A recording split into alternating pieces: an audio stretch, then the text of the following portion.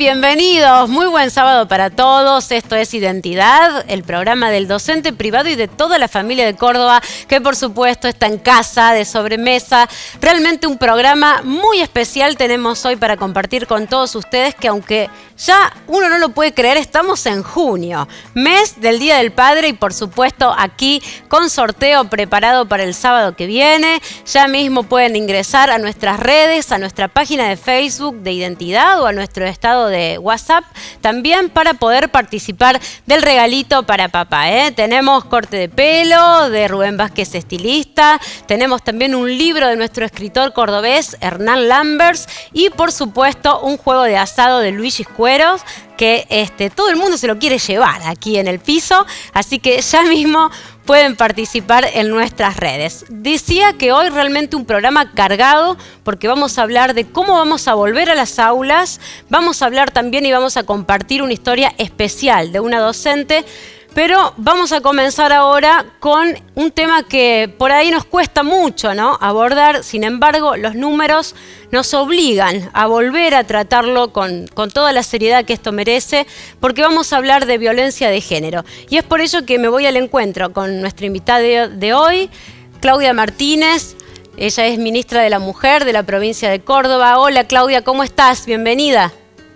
Hola, Julia, ¿cómo estás? Muy buenas tardes para vos y bueno, para todas las personas que hoy están participando de este programa, y agradecerte esta posibilidad también de poder estar en contacto y visibilizar la situación de las mujeres en el marco de esta pandemia.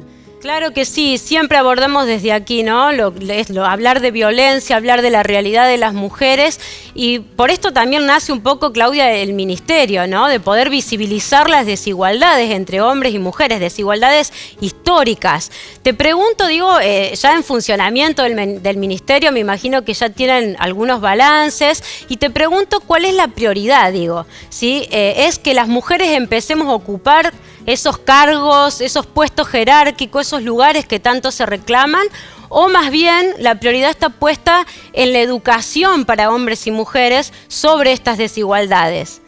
Mira, la verdad que la pandemia ha generado muchos cambios dentro de las políticas públicas que se venían implementando, en el sentido que también hay un antes y un después.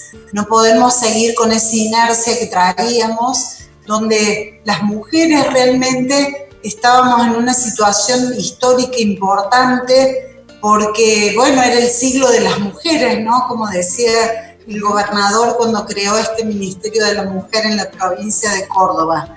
Y de repente, bueno, la pandemia nos hizo buscarle otro enfoque a las agendas de gobierno y a las agendas públicas que tienen que ver con el impacto de la crisis.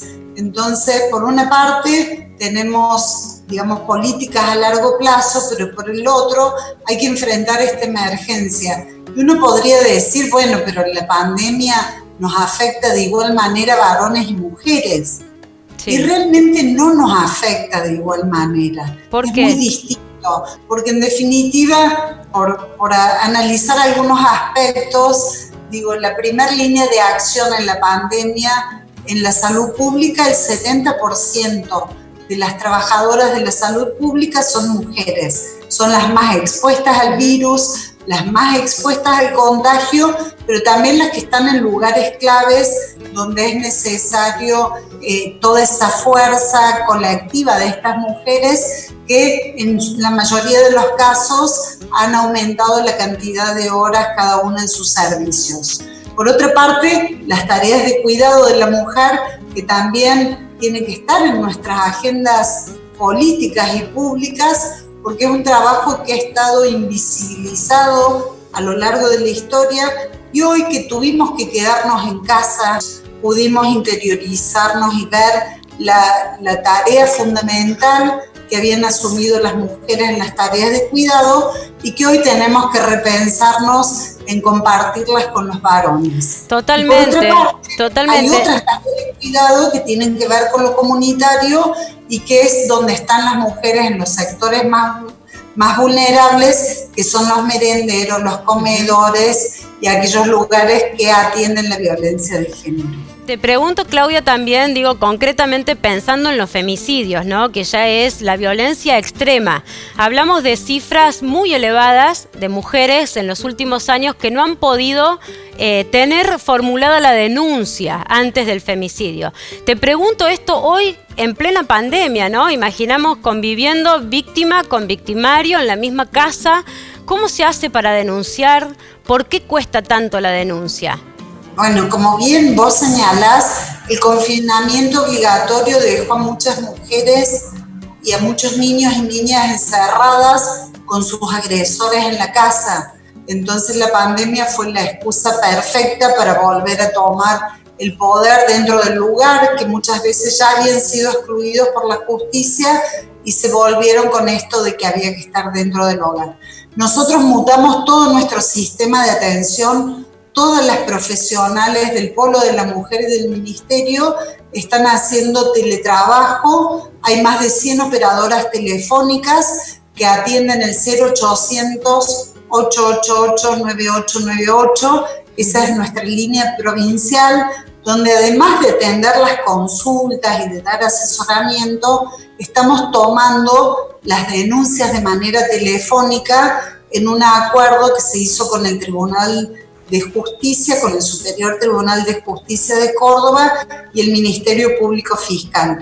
Esto nos está permitiendo poder hacer una detección temprana de todas estas situaciones, de llegar a toda la provincia por la accesibilidad que muchas mujeres tienen con el teléfono, y también creamos una línea de WhatsApp para aquellas que ni siquiera pueden hablar por teléfono y nos piden ayuda a través de un mensaje. ¿Qué pensás, Claudia, pensando en todo esto que nos decís, ¿no? En el acompañamiento de la mujer, en ayudarla y acompañarla a denunciar?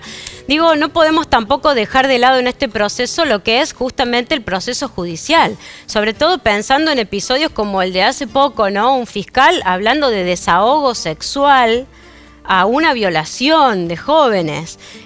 ¿Cómo se trabaja este proceso con la mujer, de acompañarla también en el proceso judicial? Bueno, es muy importante trabajar en todos los procesos. Yo creo que, y esto lo reconocen muchos organismos internacionales, Córdoba está un pasito más adelante que el resto de otros mecanismos similares. Nosotros pudimos crear el Polo Integral de la Mujer, que nos permite en un mismo espacio trabajar de manera conjunta con el Poder Judicial. Aquí en el Polo de la Mujer, desde donde estoy en este momento, tenemos un piso completo, que es donde están todas las unidades judiciales de violencia familiar y de género, donde se hacen las denuncias de abusos sexuales, las denuncias por contravenciones de género. Aquí se entrega el botón antipánico, la tobillera. Aquí la mujer que llega con una denuncia de violencia de género recibe toda la asistencia y medidas de protección. Qué importante, decía ministra, que es esto, trabajar justamente en conjunto con el proceso judicial. Le pregunto rápidamente, porque nos estamos quedando sin tiempo, sobre las nuevas masculinidades, ¿no? Ustedes hablan mucho de la construcción de nuevas masculinidades, y si uno piensa en los hombres con los que frecuentamos y nos encontramos, hay muchos hombres que están abiertos a la deconstrucción, a reflexionar sobre el piropo, sobre cómo tratamos a las mujeres, y sin embargo también nos encontramos con muchos hombres que se burlan del feminismo, no entienden de lo que se está hablando, o están bastante cerrados, por lo menos, a esto, a la apertura de la reflexión. ¿Cómo hacen? ¿Cómo se trabaja? ¿Cómo se acerca al hombre para hablar de esto? ¿Qué significa construir nuevas masculinidades?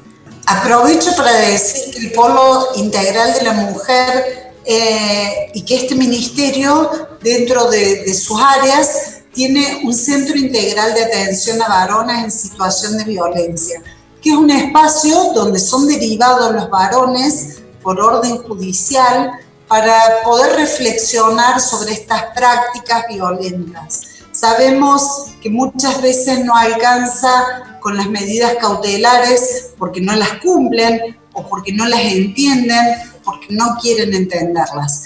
Y también comprendemos que el varón de alguna manera es víctima de un sistema patriarcal que lo ha ubicado en un lugar esto sin pretender justificar ningún tipo de actitud violenta, pero que lo ha ubicado también en un lugar que ningún varón, nadie, ningún bebé que nace de sexo varón elige ser victimario o agredir a una mujer. Pero por otra parte, en la construcción de, le decimos, nuevas masculinidades u otras formas de responder ante la masculinidad, entendiendo también que hay que desafiar ese mandato que han tenido históricamente los varones, en donde ese estereotipo ya no les entra en sus cuerpos, ya el mandato de masculinidad que tiene que ver con el rol proveedor, el fuerte, el guerrero, el varón que va al frente. Esto es algo difícil de sostener, sobre todo en el contexto en el que vivimos, y además porque no es necesario, porque lo importante es construir sociedades más igualitarias donde todas las personas podamos respetarnos más allá del sexo que cada uno tenga y más allá del género con el que se puede identificar. Nos quedamos con esta idea, ministra, y le agradecemos muchísimo por esta comunicación. Gracias a ustedes, un fuerte abrazo, adiós. Gracias. Muchas gracias. Pausa, quédense allí, ya venimos.